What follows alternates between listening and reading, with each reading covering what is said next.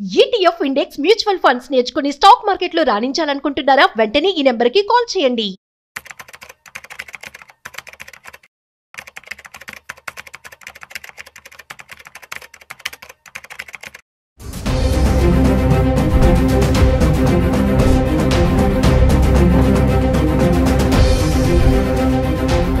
Hi viewers, India's largest digital media network Suman టీవీకి స్వాగతం. ప్రస్తుతం మనతో ఉన్నారు చార్టర్డ్ వెల్త్ మేనేజర్ రమా రాజేష్. సో ఈరోజు గోల్డ్ రేట్ ఎలా ఉంది, ఈ టైంలో ఇన్వెస్ట్మెంట్ ఎలా పెట్టాలి అనేది రమని అడిగి తెలుసుకుందాం. నమస్తే రమా. నమస్తే రాధా. సో ఈ రోజు గోల్డ్ రేట్ ఎలా ఉంది, తగ్గింది అని వింటున్నాము.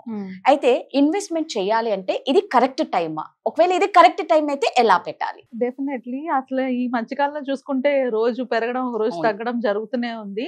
సో ఈ రోజు గోల్డ్ ప్రైస్ చూసేటప్పటికి మనకి 10 గ్రామ్స్ కి 1,23,570 రూపీస్ అయింది. అంటే 1,220 రూపీస్ నిన్నటితో పోల్చుకుంటే తగ్గింది వాళ్ళ గోల్డ్ ప్రైస్.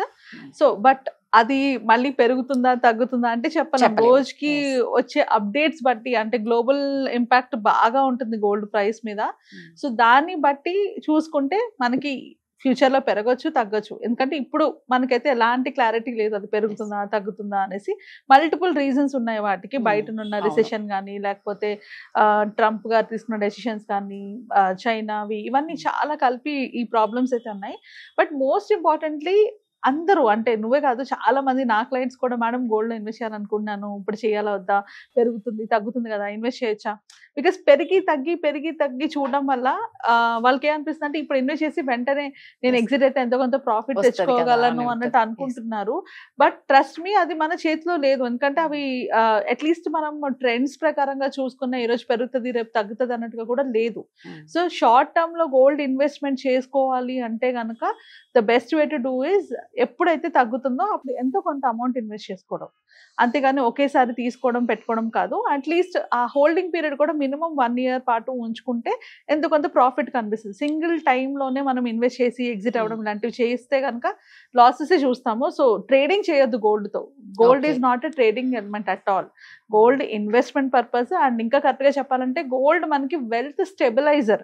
అంటే ఏంటంటే మనకి ఎక్సలెంట్గా మనకి ఇది అవ్వదు, అంటే గ్రోత్ ఉండదు. అంటే లాస్ట్ 2 years అయితే ఎక్స్ట్రాడినరీగా ఉన్నది. కానీ బట్ మనకి గోల్డ్లో హిస్టారికల్గా గోల్డ్ మనం ఎప్పుడు చూసుకున్నా కూడా, నేను 45 years డేటా పట్టుకొని చెప్తున్నాను, ఈ 45 yearsలోని గోల్డ్ 27 years పెరిగింది.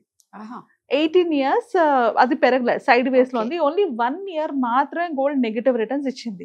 సో ఇలా చూసుకుంటే గోల్డ్ ఈజ్ వెరీ గుడ్. అంటే ఆ పాయింట్ ఆఫ్ వ్యూ చూసుకుంటే మనకి స్టాక్ మార్కెట్ అయినా ఎవ్రీ 3 years కి 4 years కి ఒకసారి పడడం పెరగడం జరుగుతుంది. కానీ గోల్డ్ లో మాత్రం 27 years, అంటే కంటిన్యూస్ గా 27 years అని చెప్పను, మధ్యలో అంటే ఏమైనా బబుల్స్ వచ్చినప్పుడు అట్లాంటప్పుడు పడిన తర్వాత పెరగడం మాత్రం 27 years పాటు పెరిగింది లాస్ట్ 45 years డేటాలో.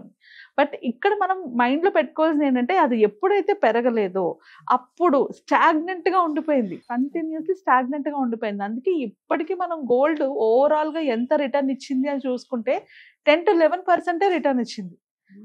సో దట్ ఈస్ వై మనం గోల్డ్ ని ఒక ప్రాపర్ ఇన్వెస్ట్మెంట్ వెహికల్ కింద ఎప్పుడు చూడకూడదు. కానీ మన పోర్ట్ఫోలియోలో గోల్డ్ ఉండడం వల్ల నెగిటివ్ రిటర్న్స్ ని అది మినిమైజ్ చేయగలదు. మన పోర్ట్ఫోలియో, మన వెల్త్ ని స్టెబిలైజ్ చేయగలదు. ఆ పాయింట్ ఆఫ్ వ్యూలో గోల్డ్లో ఇన్వెస్ట్ చేసుకోవాలి.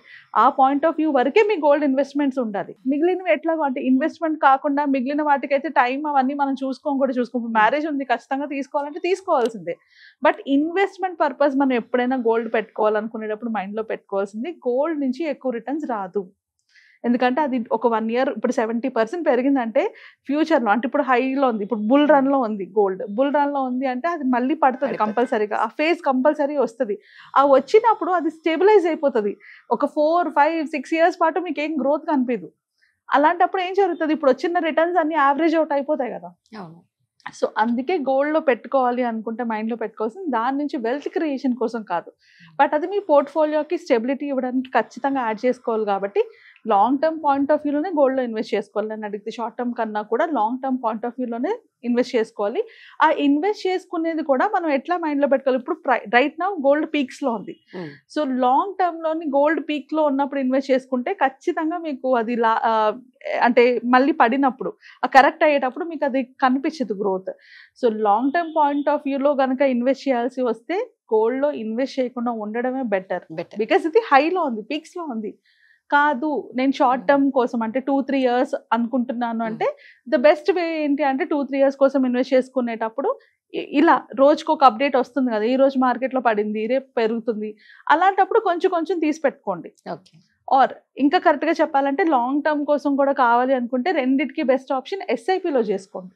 ఇప్పుడు మ్యూచువల్ ఫండ్స్ అయినా ఈటీఎఫ్స్ అయినా ఎస్ఐపిలో ఇన్వెస్ట్ చేసుకోవచ్చు గోల్డ్ లోని. సో ఎస్ఐపి ద్వారా చేసుకుంటే ఇర్రెస్పెక్టివ్ మీకు పెరుగుతుందా పడుతుందా అంత పక్కన పెట్టి మీకు స్టడీ గ్రోత్ అయితే దాంట్లో ఉంటుంది. సో అలాగైనా ప్లాన్ చేసుకొని మనం గోల్డ్ లో ఇన్వెస్ట్మెంట్ చేసుకోవచ్చు. బట్ మైండ్ లో పెట్టుకోవాల్సింది ఏంటంటే గోల్డ్ మనకి ఎక్కువ వెల్త్ అయితే క్రియేట్ చేయొచ్చు, but it gives you a good amount of coverage. అంటే మీకు మిగిలిన పోర్ట్ఫోలియో నెగిటివ్ గా ఉన్నప్పుడు ఇది కాపాడుతుంది, మీ ఓవరాల్ పోర్ట్ఫోలియోని బ్యాలెన్స్ అయితే చేస్తుంది. సో అందుకే గోల్డ్ అనేది కంపల్సరీగా ఉండాలి. Same with silver also, silver కి పెరిగే ఛాన్సెస్ ఉన్నాయి ఇంకా. సో ఇన్వెస్ట్ చేసుకోవాలి అనుకుంటే ఈటీఎఫ్స్ లో కానీ మ్యూచువల్ ఫండ్స్ లో కానీ సిల్వర్ ని కూడా ఇన్వెస్ట్ చేసుకోవచ్చు ఖచ్చితంగా. బట్ ఇన్ లంసమ్ అంటే లంసమ్ డిప్స్ అంటారు, అంటే పడుతున్నప్పుడు ఇన్వెస్ట్ చేసుకుంటూ వెళ్ళడం. లేదా నాకు అలా తెలీదు నేను అలా చూసుకోలేను అనుకుంటే మంత్లీ ఎస్ఐపిలా చేసుకోండి, దాన్ని కూడా యాడ్ చేసుకోండి. But both should be for long term. At least ఒక 4-5 years పాటు హోల్డ్ చేయగలిగినప్పుడు మంచిగా రిటర్న్స్ వస్తాయి. అదే షార్ట్ టర్మ్ లో చేసుకోవాలంటే ఎస్ఐపి కన్నా డిప్స్ బెటర్.